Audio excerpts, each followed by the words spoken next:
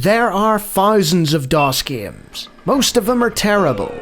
I play one selected at random with a 20-minute time limit and record it live. This is the result. Welcome, ladies and gentlemen, to another random DOS game show. And this is Kosynka by Sergei Ryzhkov. Presumably a Russian game.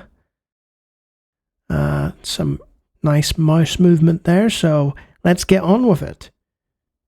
It's a shareware card game that looks suspiciously familiar. So it says press right mouse button to enter menu, so let's do that. We've got game, options, and help. So let's briefly look.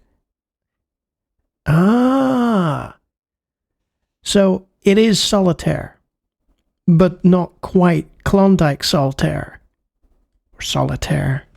So it's very similar, presumably the rules. So can we drag the ace up there? We can. Get another card out.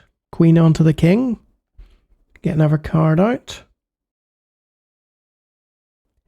Yeah, this is Solitaire, and it seems to be playing quite well. Really, I could end the video here, couldn't I? But will I? No. Let's draw a card. 7 going to 8.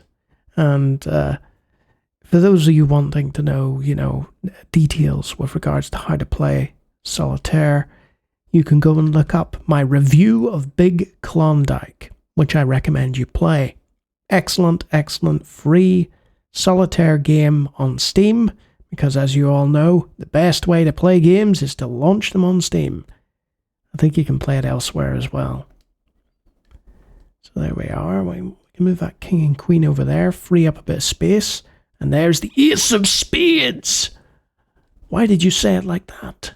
Because it's a reference to Let Me Kill Mister, of course. There's another king. So yeah, I mean, like I said before, I could stop here because I'm just going to sit and play this endlessly. And nobody really needs to see that, do they? There's a jack. Drag that on there. And so forth.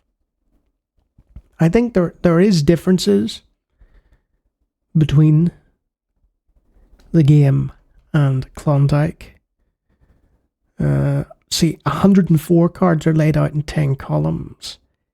Does that mean it uses 2 decks instead of 1? I might be wrong about that. But it's almost identical. And it's very nicely written, the rules and so on. So that's cool. I have to say it's a pleasant way to play it. There's no ostentatiousness. The graphics are suitably enjoyable, and you've got an interesting looking deck, which is clearly inspired by I'm gonna say Russian history, I guess.